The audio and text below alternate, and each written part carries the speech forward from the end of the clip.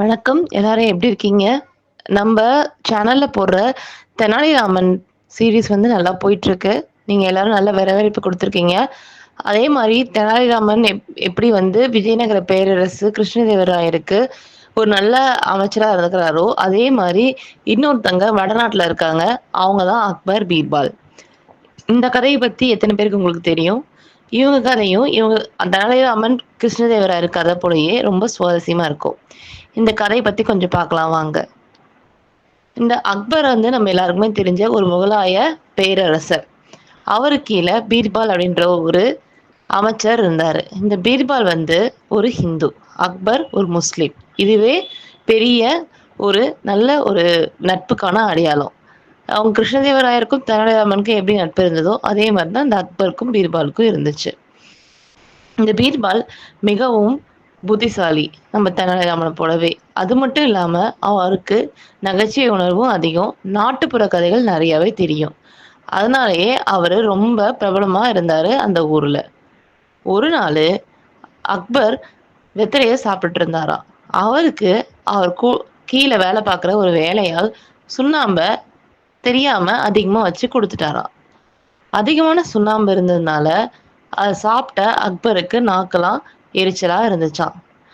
இதனால கோவப்பட்ட அக்பர் தன் வேலையாளுக்கு மிகுந்த தண்டனைய குடுத்தாராம். அது என்ன தண்டனைனா, 1/4 கிலோ சுண்ணாம்ப தண்ணீல கரைச்சு நீ குடிக்கணும். எனக்கு எப்படி எரியுதோ, அத விட பல மடங்கு உனக்கு எரியணும். அத நான் பார்க்கணும். அப்படின்னு சொல்லிட்டு ரொம்ப குரூரமான ஒரு தண்டனைய குடுத்துட்டாராம். அத கேட்ட வேலையாளின் முகம் ரொம்பவே சோர்ந்து போச்சாம். இருந்தாலும் மன்னருடைய ஆணைய நம்மளால நிராகரிக்க முடியுமா? அதனால அந்த வேலையாளும் வந்துட்டு அதனால அவரு கடைக்கு போயி சுண்ணாம்பு வாங்க போனாராம். அந்த பக்கம் அந்த பீர்பால் இத பார்த்தாராம். என்ன இவருடைய முகம் இவ்ளோ சுருங்கி போயிருக்கு. என்ன விஷயம்? அப்படின்னு போய் அவர்கிட்ட விசாரிச்சாராம். இதுதான் காரணம் அப்படின்னு சொல்லிட்டு அந்த வேலையாளும் சொன்னாராம். இவ்வளவுதானா? சரி, மன்னருடைய கட்டளைய மீற முடியாது. இருந்தாலும் நான் உனக்கு ஒரு யோசனை சொல்றேன். நீ சுண்ணாம்ப கலந்து தண்ணீல குடிச்சிட்டு வெளியில வந்து நெய்ய குடிச்சிரு. நெறைய நெய் குடிச்ச அப்டின்னா, அந்த காட்டம் உனக்கு தெரியாது. உன் வயிறுக்கும் எந்த பிரச்சனையும் இருக்காது அப்படின்னு சொன்னாராம். இத கேட்ட வேலையாள் ரொம்பவும் புத்துணர்வு அடைஞ்சுட்டாராம். அவரு திருப்பி மன்னர்கிட்ட போயி, மன்னர் சொன்ன தண்டனைய செஞ்சு முடிச்சாராம். திருப்பி வெளியில வந்து நெய் குடிச்சாராம். இது மன்னருக்கு தெரியாது. ஆனா அவர் சுண்ணாம்பு குடிச்சது மட்டும் தான் தெரியும். மன்னர் என்ன நெனச்சாருன்னா, தனக்கு நாக்கு எரிய செஞ்சவன் இன்னைக்கு பூராவும் தன்னுடைய நாக்கு எரிஞ்சுகிட்டே இருக்கணும் அப்படின்னு நெனச்சாரு. ஆனா, அவன் அதுக்கு மாறா எல்லார்கிட்டயும் சிரிச்சு பேசி சந்தோஷமா இருக்கிறத பார்த்த மன்னருக்கு மிகவும் ஆச்சரியமா இருந்துச்சு. "என்ன விஷயம்?" அப்படின்னு சொல்லிட்டு அந்த வேலையாளையே கூப்பிட்டு கேட்டாராம். அப்பதான் அந்த வேலையாள் பீர்பால் பத்தி சொன்னாராம். இத கேட்ட அக்பர் உடனே பீர்பால தான் சந்திச்சு பேசணும்னு சொன்னாராம். அதுக்கு ஏற்பாடு நடந்துச்சாம். பீர்பாலோட பேசின கொஞ்ச நேரத்திலேயே அக்பருக்கு ரொம்ப புடிச்சு போச்சாம். அதனால பீர்பால தான் அமைச்சரா ஆக்கி தன் பக்கத்திலேயே வச்சுக்கிட்டாராம். இப்படிதான் அக்பரும் பீர்பாலும் சந்திச்சிருக்காங்க. அது ஒரு அழகான காலை பொழுது. குளிர் நிறைஞ்சதா இருந்துச்சாம். மன்னரு குதிரை மேல உட்காந்து சவாரி செய்யறதுக்கான உடையெல்லாம் போட்டுட்டு கம்பீரமா வெளியில வந்தாராம்.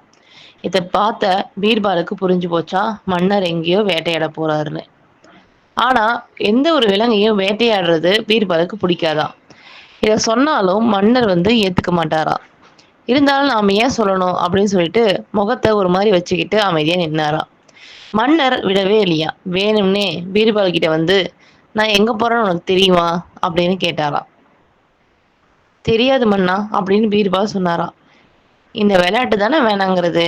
என் உடைய பார்த்தா யார் வேணாலும் கண்டுபிடிச்சிருவாங்க நான் எங்க போறேன்னு. இது உனக்கு தெரியாதா சொல்லு" அப்படின்னு சொல்லி மன்னர் கேட்டாராம். இவரு பீர்பாலும் வந்துட்டு, "எனக்கு தெரியாதே மன்னா" அப்படின்னு சொன்னாராம். உடனே கடுப்பான மன்னர், "இன்னைக்கு பூராவும் நீ என் கூடயே தான் இருக்கணும். எங்கேயும் போக்கூடாது" அப்படின்னு சொன்னாராம். பீர்பாலும், "தங்கள் சித்தம் மன்னா" அப்படின்னு சொன்னாராம். இப்ப அக்பருடைய படை காட்ட நோக்கி போச்சாம். அவங்க கூடயே பீர்பாலும் போனாராம். அக்பருடைய படை காட்டுக்குள்ள போனோனே பயங்கர ஆரவாரமா மத்தளங்கள அவங்க கொண்டு வந்த கருவிகள தட்டுனாங்களாம். அதுலருந்து வந்த பேரொலியால அங்கிருந்த மிருகங்கள்லாம் அலறி அடிச்சுட்டு ஓடுச்சாம். உடனே மன்னருடைய ஆட்கள் அதை துரத்தி அதை கொன்று குவிச்சாங்களாம். அப்ப இந்த சத்தத்தை கேட்ட ஒரு புலி எரிச்சல் அடைஞ்சு வேகமா மன்னரை நோக்கி பாஞ்சு வந்துச்சாம். அது அவ்வளோ வேகமா சீறிட்டு வந்துச்சாம். ஆனா அவ்வளோ வேகமா சீறிட்டு வந்த புலி ஒரே நிமிஷத்துல மன்னர் ஈட்டியால சாச்சாராம். அது வந்த வேகத்திலே கத்திக்கிட்டே சரிஞ்சுச்சாம். இதை பார்த்த பீர்பாலுக்கு மனசு அவ்வளோ வலிச்சுச்சாம். இருந்தாலும் மன்னர் கையை தூக்கி ஆரவாரமா சந்தோஷப்பட்டதை பார்த்து பீர்பால் அமைதியா இருந்துட்டாராம். அன்னைக்கு பொழுது சாயறதுக்குள்ளேயே மன்னர் இன்னொரு புலியையும் கொன்னு குவிச்சாராம். இதெல்லாம் பார்த்த பீர்பாலுக்கு மனசு அவ்வளவு வருத்தமா இருந்துச்சாம். எல்லாரும் வேட்டையை முடிச்சுட்டு எல்லாரும் ஓய்வு எடுத்துக்கிட்டு இருந்தாங்களாம். அது ஒரு அழகான மாலை பொழுதாம். அப்ப மன்னரும் பீர்பாலும் நின்று பேசிக்கிட்டு இருந்தாங்களாம். அவங்க பக்கத்துல ஒரு மரம் இருந்துச்சாம். அந்த மரத்துல 2 ஆந்தைகள் உட்காந்து பேசிக்கிட்டு இருந்துச்சாம். அந்த ஆந்தைகள் என்ன பேசுதுன்றத புரியாம பார்த்துட்டு இருந்த மன்னர் பீர்பால் கிட்ட சொன்னாராம், இந்த ஆந்தைகள் 2 என்ன பேசிட்டு இருக்குதுன்னு உனக்கு தெரியுமா? அப்படி நமக்கு இந்த பறவைகள் பேசுற மொழியெல்லாம் தெரிஞ்சா ஆனந்தமா இருக்கும்ல, நல்லா இருக்கும்ல. அவங்களோட உரையாடுறதுக்கு, இன்னும் அந்த பறவைகளை காப்பாத்துறதுக்கு, அவங்களோட நெருங்கி பழகுறதுக்கு, ஓலை அனுப்புறதுக்கு, தூது அனுப்புறதுக்கு எல்லாம் வசதியா இருக்கும்ல அப்படின்னு சொல்லி சொன்னாராம். இதுக்கு பீர்பாலோ, என்ன மன்னா இது கூட உங்களுக்கு தெரியாதா?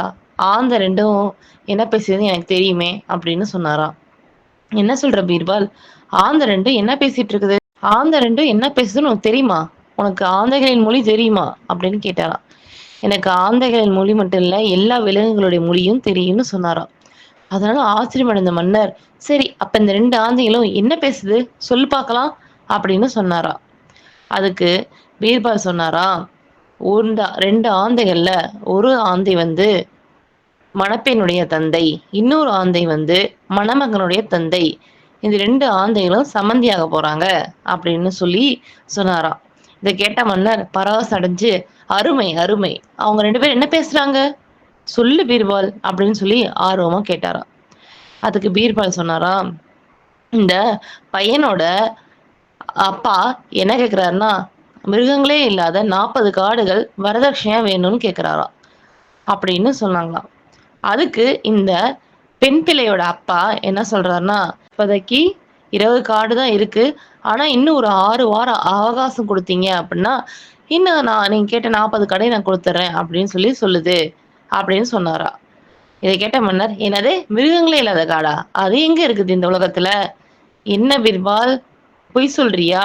ஆந்தைகளுக்கு மிருகங்களே இல்லாத காடுகளுக்கு எங்க போகும்? மிருகங்களே இல்லாத காடு இந்த உலகத்துல எங்க இருக்கு அப்படின்னு சொல்லி கேட்டாராம். அதுக்கு பீர்பால் சிரிச்சுட்டே சொன்னாராம், நீங்க இருக்கிற தைரியத்துல தான் அந்த ஆந்தை அப்படி சொல்லுது அப்படின்னு சொல்லிட்டு.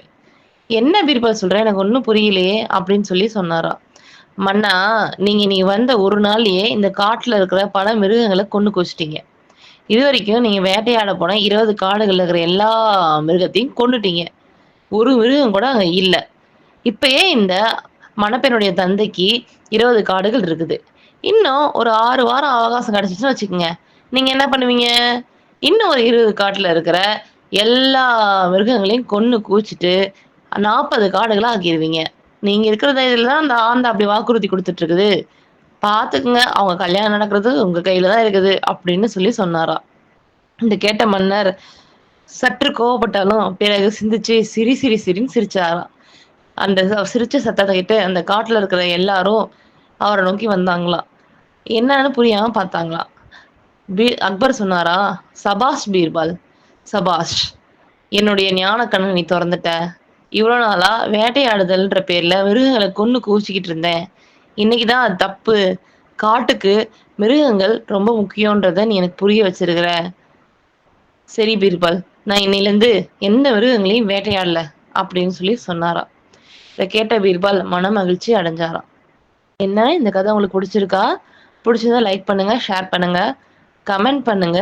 இந்த சீரீஸ் நான் தொடர்ந்து போட்டுக்கிட்டே இருக்கோம். நன்றி குட்டீஸ்.